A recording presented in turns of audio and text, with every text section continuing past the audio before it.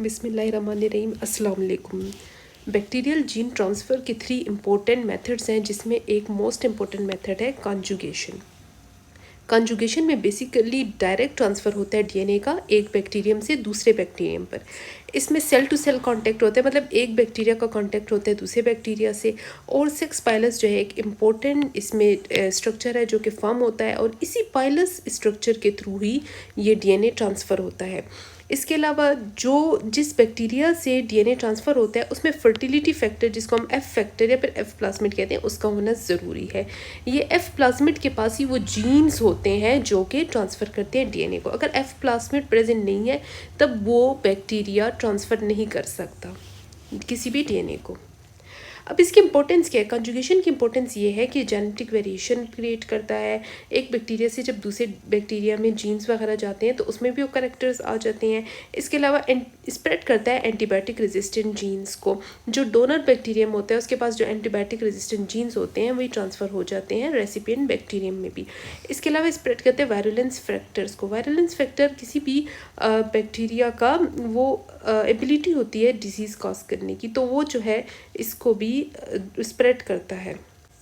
Conjugation के step में basically एक डोनर सेल होता है, डोनर बैक्टीरियम होता है, दूसरा हमारे पास रेसिपिएंट सेल या रेसिपिएंट बैक्टीरियम होता है। अब इसमें आप लोग ये स्ट्रक्चर देख सकते हैं। मैंने बैक्टीरिया ड्रॉ किया, रेड से मैंने जो है डोनर बैक्टीरियम ड्रॉ किया है एंड ब्लू से ये रेसिपिएंट बैक्टीरियम। अब ये आप देखिए, ये जो रेड से मैंने ड्रॉ किया है ये डीएनए है, सिंपल जो डीएनए प्रेजेंट होता है बैक्टीरियम में।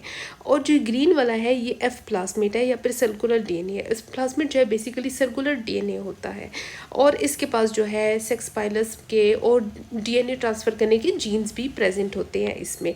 तो ये हमारे पास डोनर सेल के पास प्रेजेंट है, जबकि रेसिपिएंट सेल के पास प्रेजेंट नहीं है, इसीलिए हम इसको एफ प्लस सेल कहेंगे और इसको एफ माइनस सेल कहेंगे। अब यहाँ पर नेक्स्ट स्टेप में क्या होता है? यस, यहाँ पर ये जो येलो वाला स्ट्रक्चर है इसको हम कहते हैं सेक्स पाइलस।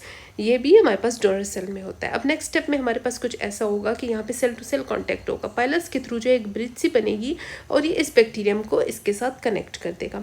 उसके बाद नेक्स्ट स्टेप में क्या होगा? ये ब्रिज जो है एक पाथवे से बना देगी, जिसकी वजह से ही हमारे पास जो प्लाज्मिड था ये ट्रांसफ़र हो जाएगा, यहाँ पे कट लगाएगा और ये जो है रेसिपिएंट बैक्टीरियम में ट्रांसफ़र होगा।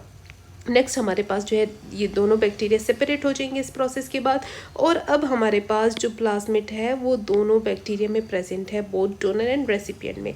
चूँकि अब इस बैक्टीरिया में भी हमारे पास एफ प्लाज्मिड प्रेजेंट है, इसलिए अब इसको भी हम एफ प्लस कहेंगे। अब इसके पास भी एबिलिटी है कि आगे जाके किसी और बैक्टीरिया को में जो है ट्रांसफ़र कर सकता है, जबकि पहले इसके पास एबिलिटी नहीं थी बिकॉज इसके पास एफ प्लाज्मिड नहीं था। आई होप आपको ये टॉपिक क्लियर हो गया होगा। नेक्स्ट वीडियो तक के लिए मुझे इजाज़त दीजिए। अल्लाह हाफिज़।